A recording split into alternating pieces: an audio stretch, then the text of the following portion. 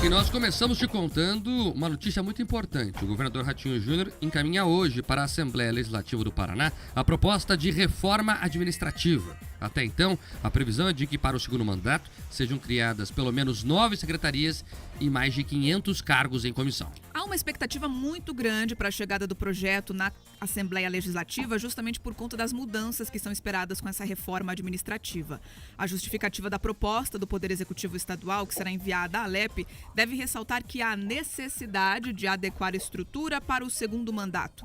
Entretanto, na prática, sabe-se que há necessidade de acomodar todos os aliados que colaboraram para a reeleição do governador do estado. De acordo com o presidente da Assembleia Legislativa, o deputado Ademar Traiano, do PSD, assim que a proposta chegar, ela será encaminhada para a apreciação da Comissão de Constituição e Justiça, CCJ.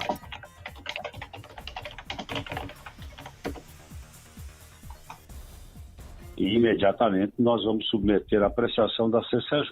Eu ainda não conheço na integralidade toda a proposta que o governo deve encaminhar. Sei que tem criação de diversas estruturas de secretarias novas, divisão de algumas secretarias, desmembrando, e outras propostas que devem ser encaminhadas também junto com a reforma administrativa, que ainda não é do nosso conhecimento. No começo do primeiro mandato, em 2019, o governador tinha diminuído de 28 para 15 o número de secretarias. A chapa de Ratinho Júnior e Darcy Piana contou com o apoio de 11 siglas nessa reeleição. Firmaram aliança com o governo, então, os partidos PP, Republicanos, Solidariedade, MDB, PL, PTB, União Brasil, PROS, PMB, Agir, além da federação formada por Cidadania e PSDB. Alguns nomes de possíveis secretários e ocupantes de pastas importantes já circularam nos bastidores. Uma aposta certa é o deputado estadual Guto Silva, do PP, que participou da coordenação de campanha de Ratinho Júnior nessa reeleição. É grande a possibilidade dele também ocupar uma espécie de Secretaria de Governo e Planejamento. Outro nome quase certo é do deputado Marcel Micheleto, que foi secretário de Administração e Previdência e que hoje lidera a bancada governista da Alep. Entre outras prováveis mudanças que serão propostas pelo governo está o desmembramento da atual Secretaria Estadual de Justiça, Família e Trabalho. Assim seriam criadas separadamente as pastas de Justiça, da Família e do Trabalho, com um secretário ou secretária em cada uma delas. Quem deve retornar ao secretariado é o deputado estadual Márcio Nunes, que foi secretário de Desenvolvimento Sustentável e Turismo. Há também a expectativa da permanência de Beto Preto na Secretaria de Saúde. Esse anúncio dos futuros nomes para comandar as secretarias, superintendências ou autarquias estaduais também alimenta a esperança dos candidatos a deputados estaduais e federais que não se elegeram, mas ficaram na suplência, porque caso esses novos nomes entrem, eles podem ocupar então as cadeiras da Assembleia Legislativa ou na Câmara Federal. Então vamos lá. O que o governo vai argumentar com os deputados é o seguinte, que é preciso a criação dessas novas secretarias, porque também haverá um maior trabalho em algumas pastas. Explico. O governo federal vai criar alguns ministérios e isso, segundo o governo estadual, vai demandar que o estado esteja preparado até para buscar mais recursos. Vou dar um exemplo aqui. Uma secretaria que vai ser criada é da Cultura. Hoje existe uma secretaria de Comunicação e Cultura. Então, ela vai ser cindida, Secretaria de Comunicação, que deve continuar sob a gestão do João De Biasi, e a Secretaria de Cultura vai ser repassada a uma outra pessoa. No governo federal vai ser criado o Ministério da Cultura e a expectativa é que pelo menos 50 milhões de reais sejam enviados para o Paraná e tem que ter uma equipe aqui para fazer a gestão desse valor, desse recurso, desse dinheiro. Então, é mais ou menos por aí. Dei um exemplo aqui, mas eles se espraiam para outras áreas. Então, a defesa do governo do estado é isso, que precisa criar essas burocracias para que consiga o Paraná buscar mais recursos em Brasília, até porque o dinheiro do governo federal funciona muito em base de projetos. Né? Se você não tiver o projeto, você não ganha a verba. Então, essas pessoas aí, esses comissionados, ajudariam na gestão desses projetos, até para buscar esses recursos, é a defesa do governo. Vamos esperar o projeto para ver o que de fato vem de lá. Agora, o que eu quero adiantar de verdade, talvez seja a notícia do dia, Bia, além, claro, desses gastos todos que teremos extras aí com essas secretarias, é que o deputado Ademar Traiano, presidente da Assembleia, deu a dica ali, né? Tem mais coisa e não sabe o que é. Vamos adiantar aqui então, Bia.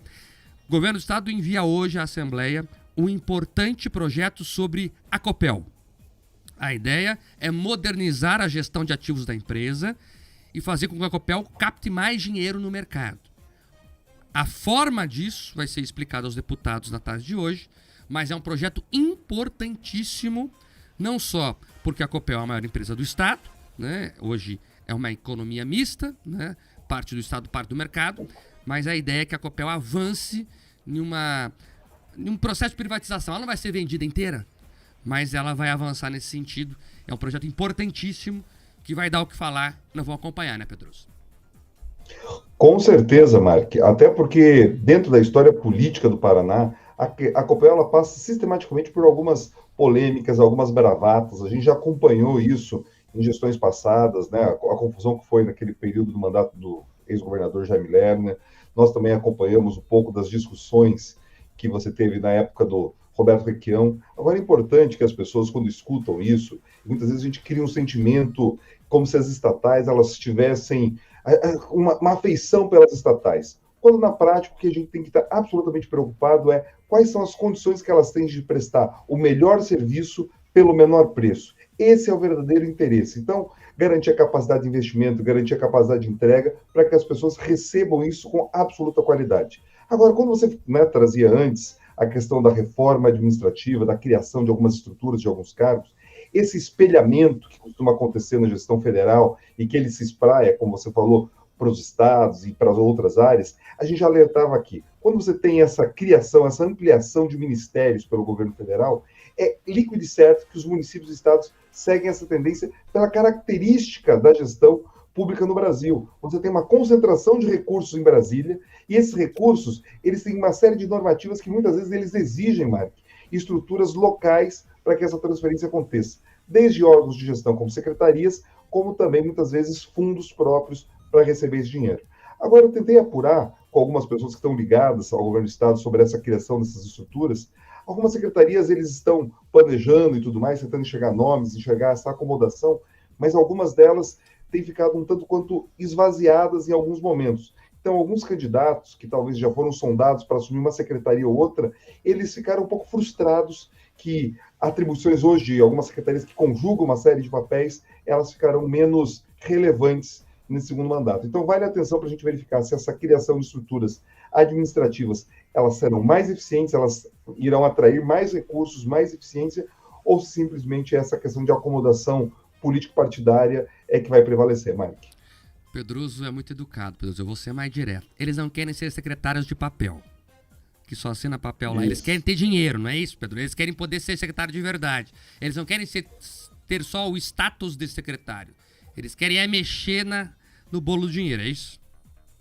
Isso, Mark. Então, já que você brincou sobre o vocabulário, na verdade eles estão interessados no seguinte: quanto dessa bufunfa, quanto do orçamento, quanto dos cargos, efetivamente eles vão gerenciar? Porque muito da lógica, principalmente de quem é parlamentar ou de quem é indicado por esses parlamentares, a preocupação raramente é assim, nossa, eu tenho um sonho, quero implementar aqui tal política pública, que bom que o governador vai me colocar nessa pasta que vou realizar meu sonho de fazer isso. Não, na prática o cálculo acaba sendo absolutamente eleitoral e de política de grupo. Então, a gente sempre faz o alerta aqui do quão importante é para o governador Ratinho que ele consiga manter uma lógica que trouxe tanto sucesso nesse primeiro mandato, ou seja, uma máquina eficiente que teve poucos gastos e que garantiu, inclusive, que o Paraná passasse melhor do que outros estados durante a pandemia. Então, a gente espera que isso se mantenha, porque o risco do segundo governo, Marco, que a gente tem alertado aqui, aconteceu no Lerner, aconteceu no Requião, aconteceu no Richa, são governos que, às vezes, acabam capturados simplesmente por essa lógica partidária e o mandatário se vê ali,